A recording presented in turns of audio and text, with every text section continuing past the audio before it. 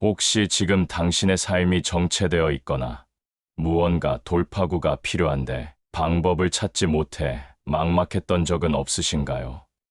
우리는 모두 살면서 한 번쯤은 커다란 벽에 부딪히거나 모든 것이 무너지는 듯한 절망적인 순간을 마주합니다. 그때마다 나는 과연 다시 일어설 수 있을까?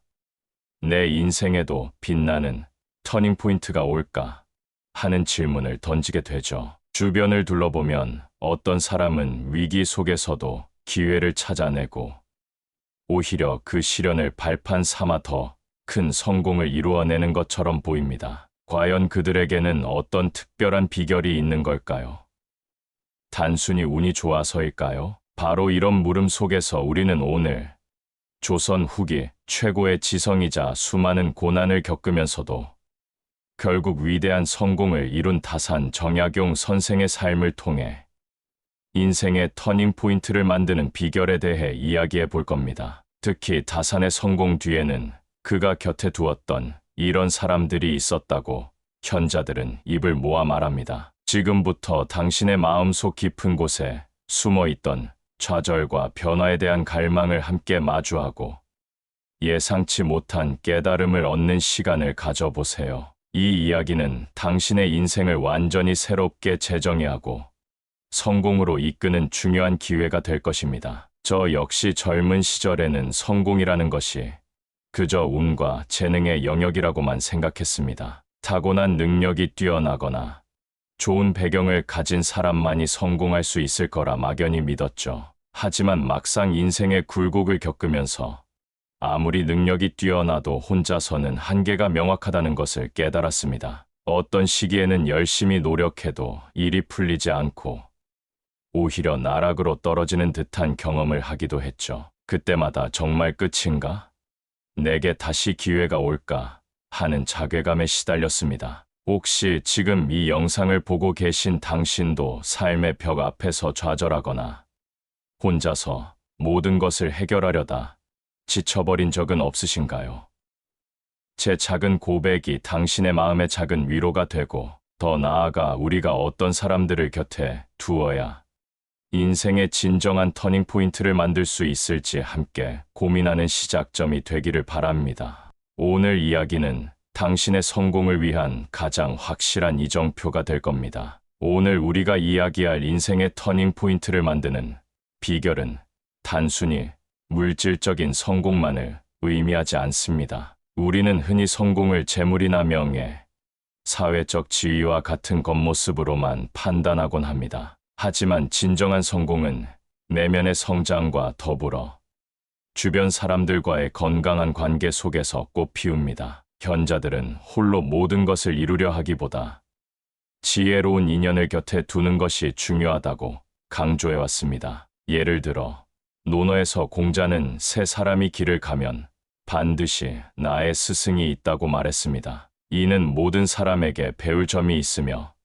진정한 성장은 타인과의 관계 속에서 이루어진다는 깊은 메시지를 담고 있습니다. 진정한 성공은 외부에 기댈 곳을 찾는 것이 아니라 내면의 역량을 강화하고 동시에 나를 성장시키는 이런 사람들을 알아보는 데서 시작됩니다. 지금부터 다산 정약용의 삶을 통해 그 이런 사람은 어떤 사람인지 그리고 그들을 곁에 두는 지혜를 자세히 들여다보겠습니다. 이 지혜는 당신의 삶을 송두리째 바꿀 만큼 강력한 힘을 가지고 있습니다. 그렇다면 역사 속 위인들은 어떤 사람들을 자신의 인생의 터닝포인트를 만들어준 이런 사람으로 곁에 두었을까요?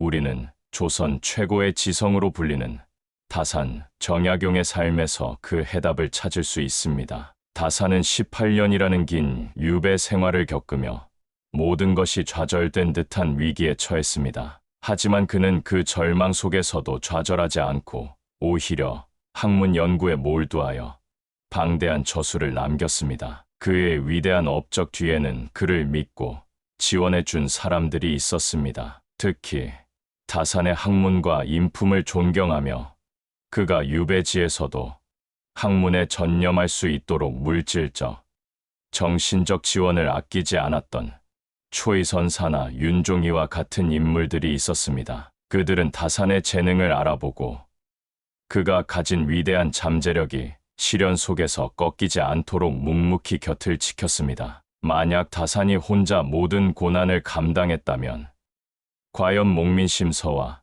경세유표 같은 위대한 저서들이 탄생할 수 있었을까요? 그들은 다산의 가장 힘든 시절에도 그를 떠나지 않았고 그의 옆에서 흔들림 없이 지지와 응원을 보냈습니다. 이처럼 그들의 관계는 단순한 친분을 넘어 서로의 약점을 보완하고 비전을 공유하며 어떠한 역경 속에서도 흔들리지 않는 진정한 동반자 관계의 모범을 보여줍니다. 다산의 이야기는 우리에게 인생의 터닝 포인트를 만드는 기준이 외부에 있지 않고 바로 상대의 본질적인 인품과 비전, 그리고 역경 속에서의 진실된 태도에 있음을 깨닫게 합니다. 노년의 당신 곁을 지킬 진정한 인연은 당신의 성공을 부러워하거나 당신의 실패를 비웃는 사람이 아니라 당신의 인간적인 면모를 있는 그대로 이해하고 받아들이며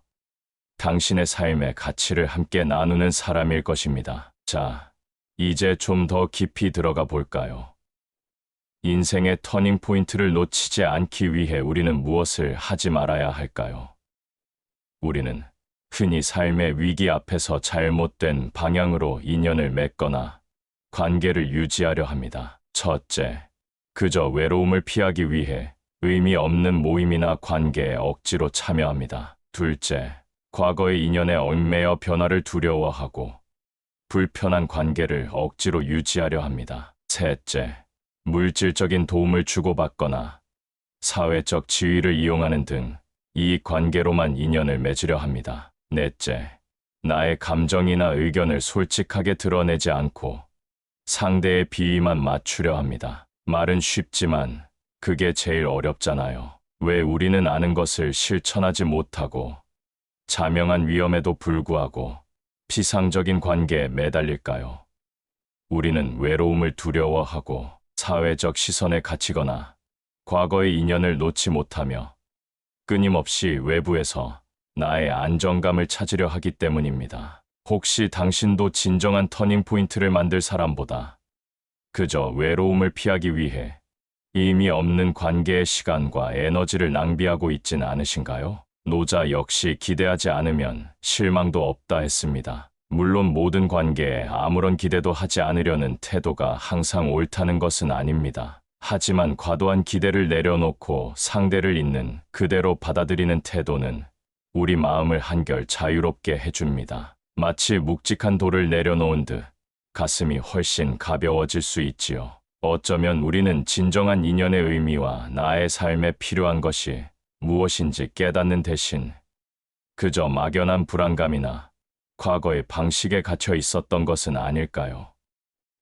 지금 당신의 마음속에 어떤 관계들이 버거운 짐처럼 느껴지는지, 그리고 그 짐을 내려놓았을 때 당신의 삶과 진정한 인연을 알아보는 문이 어떻게 변화할지 솔직하게 스스로에게 질문해 볼 시간입니다. 이 질문은 당신의 노년이 후회 없는 삶이 되도록 돕는 중요한 전환점이 될 것입니다. 그렇다면 다산 정약용처럼 인생의 터닝 포인트를 만들고 남들에게 휘둘리지 않고 당신의 삶을 지켜줄 진정한 내 편을 곁에 두기 위해 무엇을 해야 할까요? 현자들의 지혜는 우리에게 이것과 함께 세 가지 중요한 행동 지침이자 인생의 성공을 위한 실천법을 제시합니다. 이 지침들은 당신의 남은 삶을 더욱 풍요롭고 의미 있게 만들어 줄 것입니다. 첫 번째 지혜, 상대의 말보다 행동을 보세요. 이것은 바로 상대의 위기 속 태도입니다. 사람은 평소에는 가면을 쓰고 자신을 잘 포장할 수 있습니다. 하지만 진정한 인품은 그 사람이 위기에 처했을 때, 혹은 당신이 위기에 처했을 때 드러납니다. 당신이 힘들 때 외면하거나 이익이 없을 때 등을 돌리는 사람은 스쳐갈 인연입니다. 반면 아무런 대가 없이 당신의 손을 잡아주고 곁에서 묵묵히 힘이 되어주는 사람이 바로 평생 갈 내 편입니다. 소크라테스가 너 자신을 알라 했듯이 우리는 상대를 진정으로 알기 위해 그의 본질적인 행동을 깊이 들여다봐야 합니다. 동시에 당신 스스로도 위기 속에서 어떤 태도를 보이는지 돌아보는 것이 중요합니다. 오늘부터 당신 주변 사람들의 위기 속 태도를 유심히 살펴보세요. 그리고 당신 역시 누군가에게 진정한 내 편이 되어줄 수 있는 사람인지 스스로에게 물어보세요. 이 통찰은 당신의 인간관계 지도를 완전히 바꿀 것입니다. 두 번째 지혜, 존중과 배려가 일방적이지 않은지 확인하세요. 정약용은 바른 것을 행하는 데는 작은 망설임도 없어야 한다고 말했습니다. 관계에서도 마찬가지입니다. 한쪽의 희생이나 일방적인 배려로 유지되는 관계는 결국 지치고 무너집니다. 진정한 인연은 서로가 서로에게 존중과 배려를 주고받는 관계입니다. 자녀나 배우자 혹은 친구와의 관계에서 당신만 항상 노력하고 희생하고 있다면 그것은 건강한 인연이 아닐 수 있습니다. 에피크로스는 우리가 통제할 수 있는 것과 없는 것을 구분하라고 했습니다. 상대방의 행동을 통제할 수는 없지만 당신이 그 관계에서 얼마나 존중받고 있는지는 통제할 수 있습니다. 당신의 노력과 배려가 당연시되는 관계는 과감히 정리할 필요가 있습니다. 오늘부터 당신의 관계들을 되돌아보세요. 당신이 충분히 존중받고 있는지, 그리고 당신 역시 상대를 존중하고 배려하는 관계인지 냉철하게 평가해 보세요. 진정한 상호 존중만이 평생 갈 인연을 단단하게 만듭니다. 세 번째 지혜, 당신의 성장을 응원하고 비전을 공유하는 인연을 찾으세요. 우리는 평생 동안 다양한 사람을 만나지만 어떤 인연은 우리의 성장을 돕고 어떤 인연은 오히려 우리를 과거에 묶어두려 합니다. 플라톤은 사색하지 않는 삶은 살 가치가 없다고 했습니다. 당신의 삶을 스스로 충만하게 가꾸고 새로운 것을 배우며 변화하려는 당신의 노력을 진심으로 응원해주는 사람이 바로 평생 갈 내 편입니다. 당신의 성공을 진심으로 기뻐하고 당신의 실패를 비웃지 않으며 당신의 부족한 면까지도 이해하고 격려해주는 사람이야말로 진정한 인연입니다. 서로의 비전을 공유하고 함께 성장하며 삶의 의미를 찾아가는 동반자가 노년의 가장 큰 힘이 될 것입니다. 오늘 하루 당신의 주변 인연들을 떠올려 보세요. 그들이 당신의 성장을 진심으로 바라는지 아니면 그저 당신의 현재 모습에 안주하기를 바라는지. 진정한 인연은 당신을 더 나은 사람으로 이끄는 길잡이가 될 것입니다. 물론 여기서 모든 관계를 철저히 끊어내고 냉정해지라는 것은 아닙니다. 정약용 또한 좋은 관계는 삶을 풍요롭게 하지만 나쁜 관계는 삶의 에너지를 고갈시킨다고 역설했습니다. 즉, 우리가 누군가를 곁에 두되 참으로 소중한 인연이라 느끼는 사람이라면 분명 값진 인연이 될 것입니다. 하지만 얕은 이익 관계나 과도한 의존으로 이어지는 관계는 때로는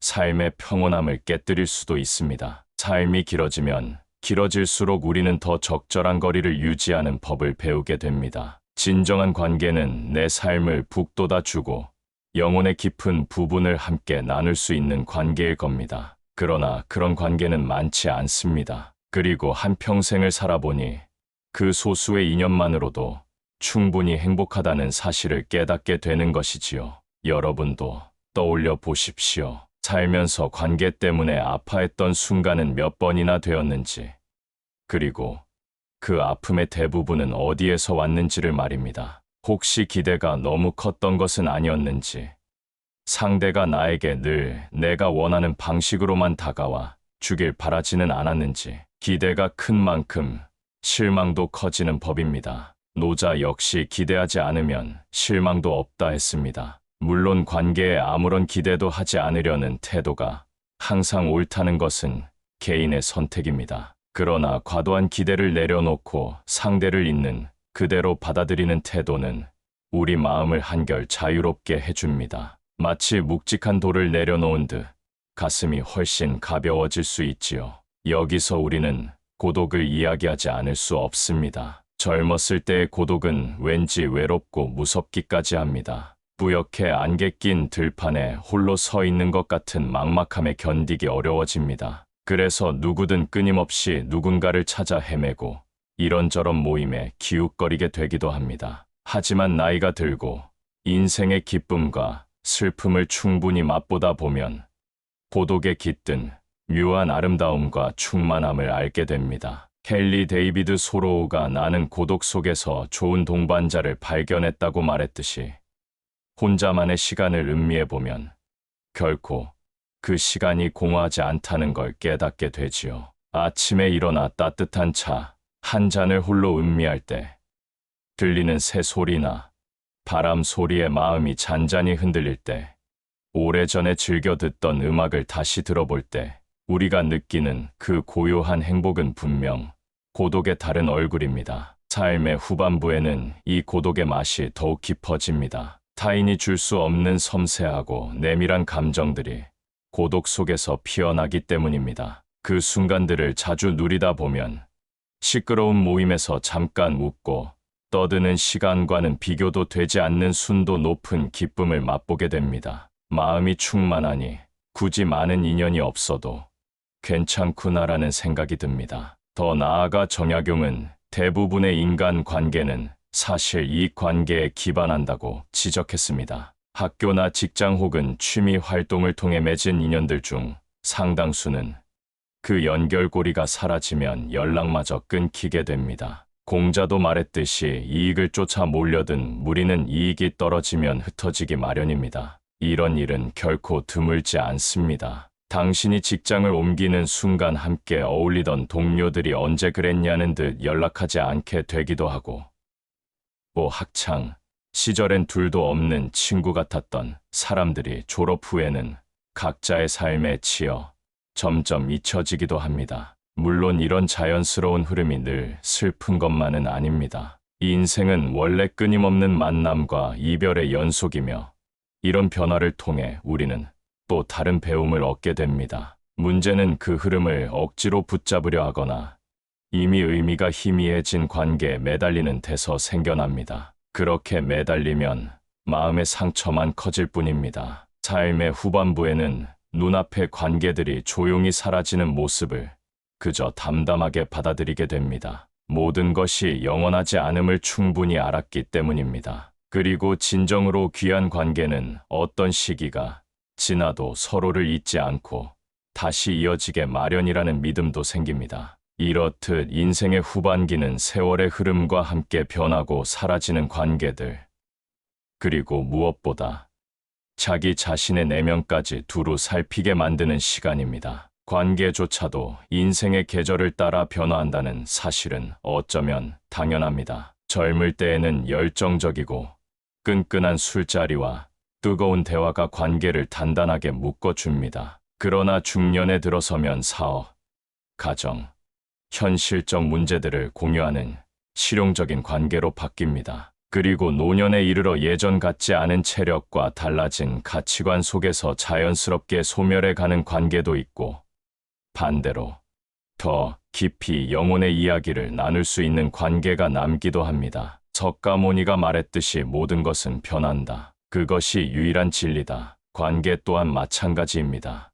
영원한 의존적인 관계를 꿈꾸는 건 젊은 날의 순수하고 아름다운 바람이지만 노년에는 그 꿈에 너무 집착하기보다 자연스러운 변화를 수용하며 마음의 고요를 찾는 편을 택하게 됩니다. 이처럼 변화 속에서 우리는 누구와의 관계를 끝까지 가져갈 것인가, 또 누구와는 건강한 거리를 유지해야 할 것인가를 선택하는 능력을 기르게 됩니다. 실제로 사람을 만나고 나서 에너지가 충전되는 느낌이 드는가, 아니면 이상하게 기운이 빠지고 허무함이 드는가를 유심히 살펴보는 것이죠. 노년에는 예전처럼 무작정 많은 것을 내어주기보다 에너지를 서로 주고받을 수 있는 소수의 인연만으로도 삶이 충분히 풍요롭다는 사실을 알게 됩니다. 아리스토텔레스가 말한 진정한 친구는 또 다른 자신이다라는 경구가 더욱 깊이 와 닿는 순간입니다.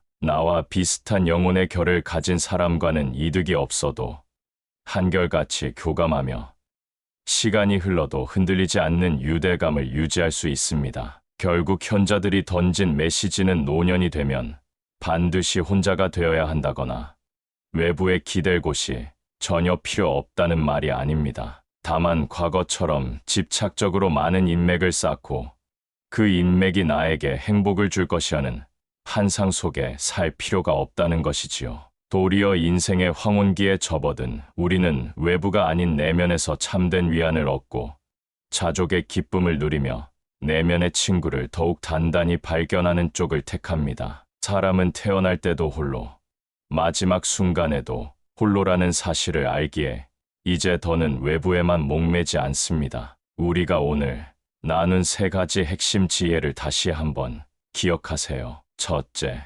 진정한 평화는 타인에게서 오는 것이 아니라 자신의 내면에서 출발한다. 관계의 불안정성에 흔들리지 않는 내면의 평화를 가꾸세요. 둘째, 진정한 부유함은 무한한 만남이 아니라 소박하고 작은 것에서 만족을 찾는 자족의 기쁨에 있다. 관계에 기대지 않고 스스로의 행복을 찾으세요. 셋째, 내면의 벗이야말로 가장 오래, 가장 가깝게 우리와 동행하는 친구다. 자신과 깊이 대화하고 스스로를 존중하는 것이 진정한 인연을 알아보는 길입니다. 석가모니가 내 안의 등불을 밝혀라 했고, 공자가 마음에 미혹되지 않고 하늘의 뜻을 알게 된다고 말한 것처럼 결국 노년의 시기는 자기 영혼의 빛을 더욱 밝히고 인생의 의미를 탐구하는 존엄하고 소중한 시간입니다. 삶을 되돌아보면 수많은 만남과 이별이 있었고 그 가운데서 느꼈던 환희와 절망도 있었으며 어떤 순간에는 쉽게 웃을 수 있었지만 또 다른 순간에는 한없이 울고 싶었던 기억도 있습니다. 그 모든 경험이 지금의 나를 만든 자양분이었습니다. 그렇다면 이제는 더 이상 관계에 얽매이지 않고 세상의 인정과 시선을 구걸하지 않아도 될 때가 되었습니다. 누구에게도 간섭받지 않고 스스로를 온전히 들여다볼 수 있는 시간, 그리고 자기 내면과 솔직히 대화를 나눌 수 있는 자리를 마련한다면 그것이야말로 노년의 가장 값진 선물이 될 것입니다. 마지막으로, 만약 지금도 누군가와의 관계에서 상처받아 괴로워한다면 잠시 멈춰서서 스스로에게 물어보면 좋겠습니다. 내가 이토록 마음이 괴로운 이유는 상대를 정말 사랑해서일까? 아니면 그에게서 얻고 싶었던 무언가가 충족되지 않아 실망해서일까? 대답은 저마다 다르겠지만 대개는 후자 쪽이 더 많을지 모릅니다. 그러니 기대와 집착을 조금씩 내려놓아 보세요. 내면에 부는 바람이 잔잔해지고 어색했던 관계도 자연스럽게 거리를 둔 채 더 맑은 모습으로 남거나 혹은 흩어지게 될 것입니다. 이 인생의 후반부는 어느 면에서 앞서 지나온 시간들을 차분히 정리하고 진짜 소중한 가치를 발견하는 시기입니다. 그리고 그 가치가 바로 나 자신에 대한 이해와 수용이라는 사실을 깨닫게 됩니다. 이 깨달음을 얻으면 꼭 주변 사람들에게서 사랑받지 않아도, 무리지어 어울리지 않아도 마음이 편안해집니다. 오히려 혼자만의 고독한 시간에도 가슴이 뭉클해지고 사소한 일상에서도 감사함을 찾게 됩니다. 눈물이 핑 돌 만큼 뭉클한 감동을 우리는 우리 스스로의 내면에서도 충분히 발견할 수 있는 것입니다. 끝으로 우리가 왜 태어났고 왜 이렇게 수많은 감정과 경험을 거쳐야 하는지에 대한 궁극적인 답은 아직도 미스터리일지 모릅니다. 하지만 분명한 사실 하나는 우리는 누구나 언젠가 떠나야 한다는 것이며 그 떠나는 순간에도 결국 홀로 걸음을 옮기게 된다는 점입니다. 노년이 되면 그 홀로임을 더 이해하고 성숙한 방식으로 받아들이게 됩니다. 과거에는 두렵고 슬프기만 했던 고독이 이제는 너무나 내밀하고 아름다운 시간으로 다가오는 것입니다. 그래서 우리는 말합니다. 노후에는 수많은 관계가 없어도 괜찮다고. 아니, 그보다는 내 안에 진정한 평생 갈 내 편이 점점 더 선명해지는 시기라서 굳이 바깥에서 나를 채워줄 누군가를 간절히 찾지 않아도 된다고. 이 생각에 도달하면 어딘가 모르게 마음이 뭉클해지고 평화가 찾아옵니다. 세상의 소음이 잦아들고 비로소 오롯이 나라는 사람을 느낄 수 있게 됩니다. 그리고 그러한 순간들을 진정으로 누릴 줄 아는 사람이야말로 노년에 가장 충만하고 여유로운 행복을 누리게 되는 자일 것입니다. 오늘 당신의 삶에 중요한 질문을 던져보세요. 나는 진정으로 나를 위한 삶을 살고 있는가? 당신의 삶이 늘 평화롭고 지혜롭기를 바랍니다. 저희 인생 문답은 앞으로도 당신의 삶에 빛이 되는 소중한 한마디를 전해드리겠습니다. 이 영상이 도움이 되셨다면 구독과 좋아요로 함께 해주세요. 당신의 관심이 더 좋은 콘텐츠를 만드는 힘이 됩니다. 진심으로